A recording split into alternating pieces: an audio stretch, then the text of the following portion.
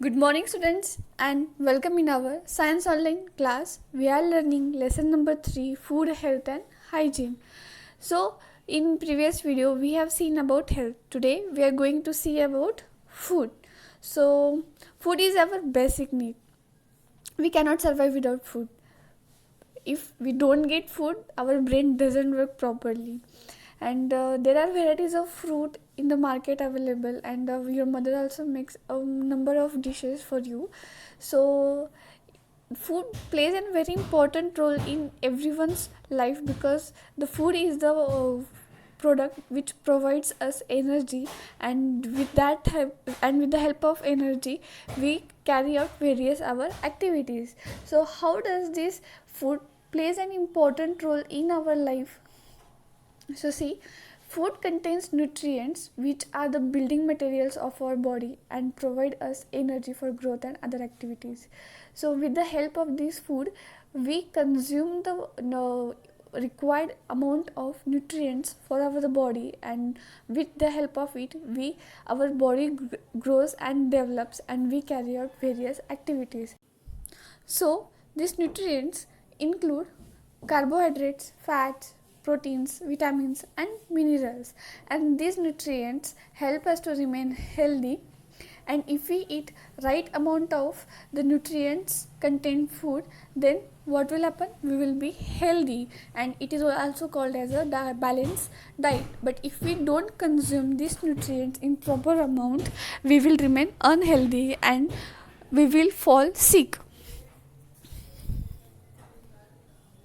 So food is divided into 5 groups, that is carbohydrates, fats, proteins, vitamins, and minerals. From second standard you have come to know about the energy giving food, body building food, and protective food. So food is basically divided into 3 groups, that is energy giving food, body building food, and protective food. This energy giving food, body building food, and protective food includes the nutrients. So student, let's learn this about food in different way. I'm going to say you a story. This story is depend upon this food only, so just listen me carefully and try to understand. एक राज्य था, उस राज्य का नाम था food. उस food में 3 अलग अलग भाग थे. एक जो था वो था एनर्जी गिविंग फूड, दूसरा जो था वो है बॉडी बिल्डिंग फूड, और तीसरा जो है वो है प्रोटेक्टिव फूड.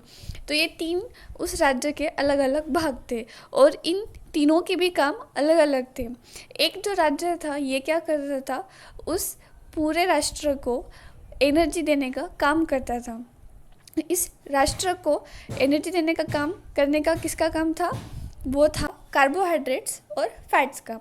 कार्बोहाइड्रेट्स और फैट्स वो एनर्जी गिविंग फूड के 2 अहम अधिकारी थे. उनका काम था कि जो राज्य है वहाँ से एनर्जी उत्पादन करना और पूरे राष्ट्र को देना.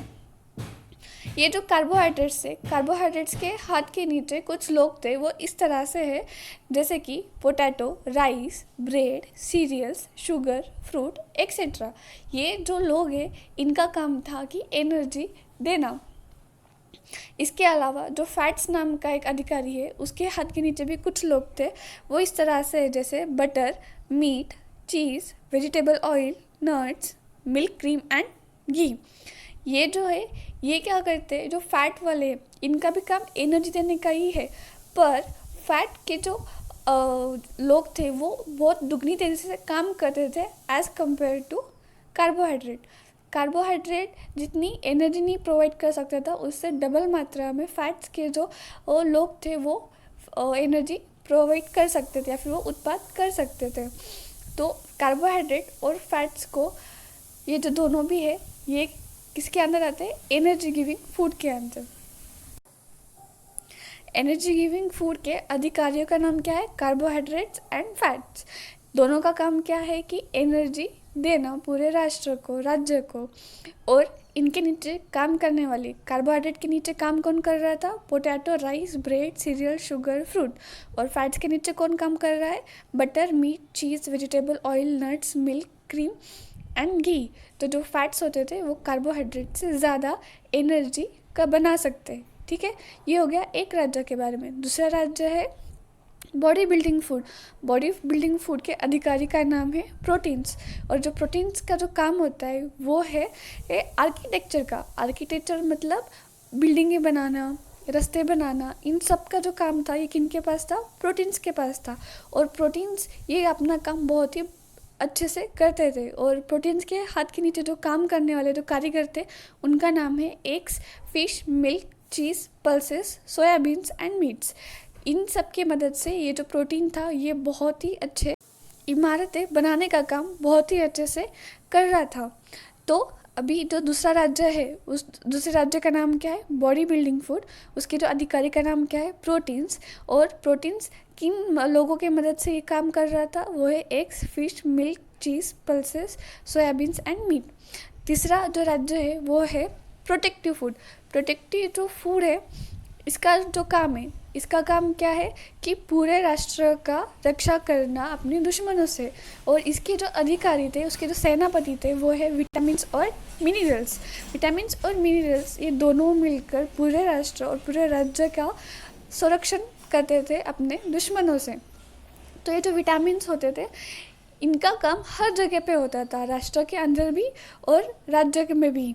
तो वहीं अगर मिनरल्स की हम बात करें तो मिनरल्स होते ये सिर्फ अपना जो हथियार होते उनको बनाने का काम करते थे, जैसे कि टीथ, बोन्स एंड ब्लड।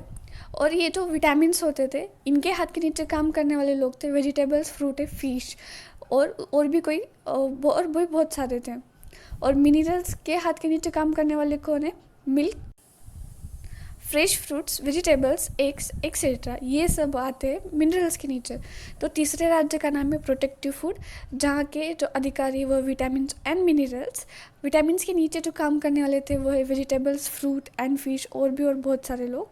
और जो मिनरल्स है उनके नीचे काम करने वाले थे milk, fresh fruits and vegetables, eggs etcetera. इन तीनों राज्यों के अलावा भी एक ऐसा भी था जिसका नाम था रफेज। रफेज ये जो इसका कोई काम नहीं है, मतलब इसकी कोई वैल्यू नहीं है, फिर भी ये बहुत ही ज़्यादा अहम था उस राज्य के अंदर। उसके साथ साथ वाटर को पता है कितना इम्पोर्टेंट है, बिना पानी का तो हम रह ही नहीं सकते। तो पानी का भी उतना ही रोल था उस राज्य के अंदर।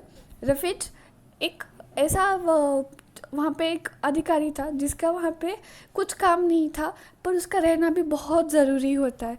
ठीक है, सो ये थी आपकी शॉर्ट स्टोरी अबाउट फूड।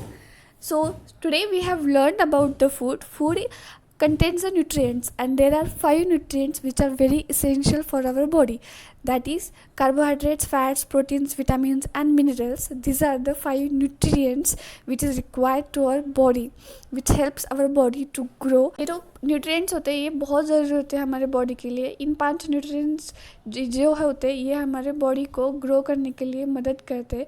अगर इनमें से किसी की भी कमी हो जाती है तो हमारी बॉडी बीमार हो जाती है, उसमें कुछ ना कुछ हमें फिर दुखना शुरू हो जाता है, पेट दुख रहा है, कभी सर दुख रहा है, ये सारी चीज़ें हमारे साथ होना शुरू हो जाता है।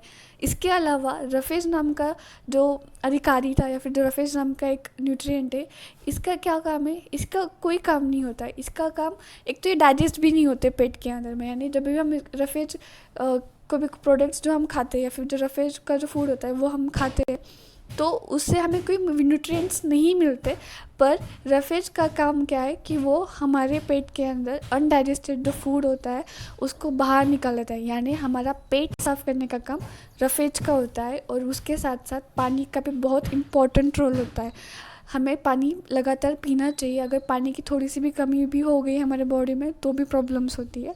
तो रफेज और पानी ये दोनों क्या करते हैं? हमारा पेट साफ़ करने का काम करते हैं। वहीं बाकी के जो 5 न्यूट्रिएंट्स होते हैं वो हमारे बॉडी को बिल्ड और डेवलप और ग्रो करने के लिए हेल्प करते हैं।